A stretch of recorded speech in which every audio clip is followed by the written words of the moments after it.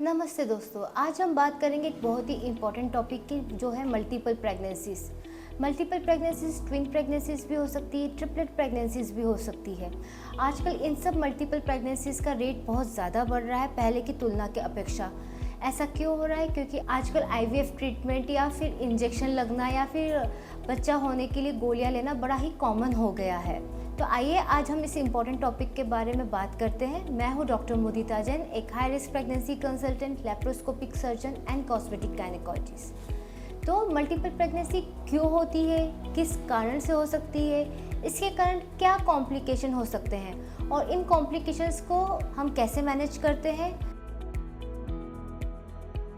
तो अब हम बात करते हैं मल्टीपल प्रेगनेंसीज या ट्विन प्रेगनेंसीज या ट्रिपलेट प्रेगनेंसीज होती क्यों है। कई बार क्या होता है, जब माँ के उससे अंडा, ओवरी से अंडा निकलता है तो वो एक अंडा जो है दो में स्प्लिट हो जाता है। तो जब एक ही अंडा दो में स्प्लिट होता है तो ये फ्रेटर्नल ट्विंस बन जाते हैं, यानी कि बिल्कुल जुड़वा बच्चे। कई बार ये जुड़वा बच्चे आपस में भी जुड़े हुए रहते हैं, जिन्हें हम साइमस ट्विंस कहते हैं।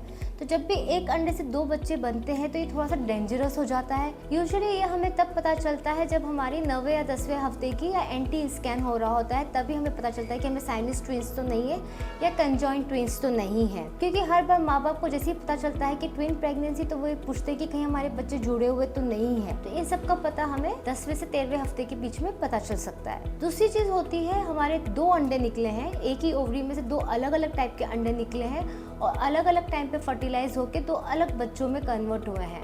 तो ये ट्विंस हो सकता है रिसेंबल करें या हो सकता है रिसेंबल नहीं करें।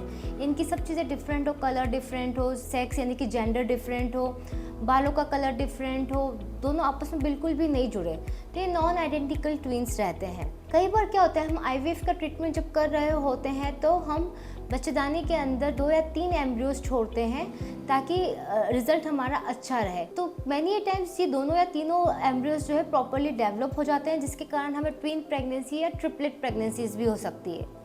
अगर आपके घर में आपकी मदर को या सिस्टर को या फैमिली में हिस्ट्री है, आपके घर में ट्विंस होते हैं, तो हो सकता है आपको भी ट्विन प्रेगनेंसी हो। जैसा कि हमारे यूट्रस में जगह तो फिक्स रहती है, तो एक बेबी ग्रो होता है तो अलग टाइप की चीज़ें हो जाती हैं। बट उसी जगह में अगर हमारे 2 या 2 से ज़्यादा बेबी डेवलप होते हैं तो कॉम्प्लिकेशंस के चांसेस बढ़ जाते हैं। उसमें हमें मदर को भी डबल न्यूट्रिशन प्रोवाइड करना रहता है, साथ ही साथ 2 बच्चों को सप्लाई करनी रहती है। कई बार एक बच्चे की ग्रोथ अच्छी हो रही होती है और एक बच्चे की ग्रोथ कम हो जाती है, तो इसमें आईयूजीआर होने के चांसेस बढ़ जाते हैं। आईयूजीआर यानी कि बेबी का जो ग्रोथ होता है वो कम हो जाता है, एक बेबी का ग्रोथ ज़्यादा हो सकता है। दूसरी चीज़ होती है कि मदर को ब्लड सप्लाई भी 2 बेबी के हिसाब से करना रहता है, तो उसके कारण मदर में ब्रेथलेसनेस बढ़ जाती है, एनीमिया बढ़ जाता है, न्यूट्रिशन की कमी हो जाती है, जिसके कारण माल नरिशमेंट हो जाता है। साथ ही साथ यूट्रस की कैपेसिटी तो उतनी ही रहती जितनी एक बच्चे के ग्रोथ के लिए रहे या 2 बच्चे के ग्रोथ के लिए रहे। तो जब आपके इसमें 2 बेबी ग्रो कर रहे होते हैं तो आपको टर्म तक यानी कि 37 वीक्स तक ले जाना एक हमारे लिए चैलेंज होता है, क्योंकि जगह उतनी ही है। बच्चे का बेबी वेट भी यूट्रस जो है 3 to 4 kg ही संभाल सकता है, पर जब आपके 2 बच्चे होते हैं तो चांसेस डबल हो जाते हैं। तो ऐसी कंडीशंस में क्या होता है कि आपको आखिरी समय में, मतलब कि जब आपका 8वां महीना शुरू हो जाता है, तो रेस्ट की सलाह दी जाती है, proper hydration and nutritious diet की सलाह दी जाती है। इसके अलावा आपको प्रेगनेंसी रिलेटेड कॉम्प्लिकेशन यानी कि बीपी बढ़ सकता है, प्रेगनेंसी इंड्यूस्ड हाइपरटेंशन हो सकता है, डायबिटीज़ हो सकती है, डायबिटीज़ से रिलेटेड कॉम्प्लिकेशन हो सकते हैं, प्री टर्म डिलीवरी हो सकती है। साथ ही साथ अगर हम पहली 3 माही से शुरू करते हैं तो पहली 3 माही में जो आपको उल्टियाँ होती हैं वो ज़्यादा हो सकती है, क्योंकि 2 बच्चों के कारण ज़्यादा हार्मोन रिलीज़ होते हैं। दूसरी चीज़ होती है आपको घबराहट, बेचैनी वगैरह भी ज़्यादा होगी, थकान ज़्यादा हो सकती है। आखिरी 3 माही तक आते आते आपके पैरों में सूजन बहुत ज़्यादा बढ़ सकती है, आपको चलने उठने में तकलीफ़ आ सकती है, क्योंकि 2 बच्चों के साथ आपके पेट की साइज़ भी बहुत ज़्यादा बड़ी हो जाती है। जब पेट की साइज़ ज़्यादा बड़ी हो जाती है तो आपको सांस लेने में भी तकलीफ़ आती है। तो अब अगर हम बात करते हैं मैनेजमेंट की, तो मैनेजमेंट हमारा शुरू होता है पहली 3 माही से। तो पहली 3 माही में जब आपको ज़्यादा वॉमिटिंग हो रही होती है तब आपको ज़्यादा मेडिकेशंस लगते हैं। फॉलिक एसिड भी हम डबल डोज में देना प्रीफर करते हैं। दूसरी 3 माही में चूँकि एनीमिया होने के चांसेस बढ़ जाते हैं, तो हम आपका आयरन सप्लीमेंटेशन भी आपके हीमोग्लोबिन लेवल के हिसाब से देख के बढ़ाना चाहते हैं। कैल्शियम भी हम 1 ग्राम मिनिमम देना पसंद करते हैं। इसके अलावा अगर हम बात करते हैं तो आपके फ्रीक्वेंट ग्रोथ स्कैन होते हैं। फ्रीक्वेंट ग्रोथ स्कैन में सबसे इम्पॉर्टेंट हो जाता है आपका टारगेट स्कैन, जिसमें आप बच्चे के हाथ, मुंह, नाक, कान सब देखते हैं। तो जब आपका टारगेट स्कैन हो रहा होता है तब हम आपकी सर्वाइकल लेंथ का मेजरमेंट भी कराते हैं, क्योंकि जब आपकी ट्विन प्रेगनेंसी होती है तब आपकी सर्वाइकल लेंथ की जो लेंथ होती है वो छोटी हो सकती है। तो अगर ज़रूरत पड़ती है तब हम उस समय सर्वाइकल लेंथ पे टाका लगा देते हैं, यानी कि जो बच्चेदानी का मुंह होता है उसमें टाके लगा सकते हैं ताकि आपकी प्री टर्म डिलीवरी नहीं हो। साथ ही साथ जब आपकी तीसरी तिमाही आती है तब हम आपको प्रोजेस्टेरॉन के इंजेक्शंस देना प्रेफर करते हैं। यूजुअली प्रोजेस्टेरॉन के इंजेक्शंस हम 8वें महीने तक देना पसंद करते हैं।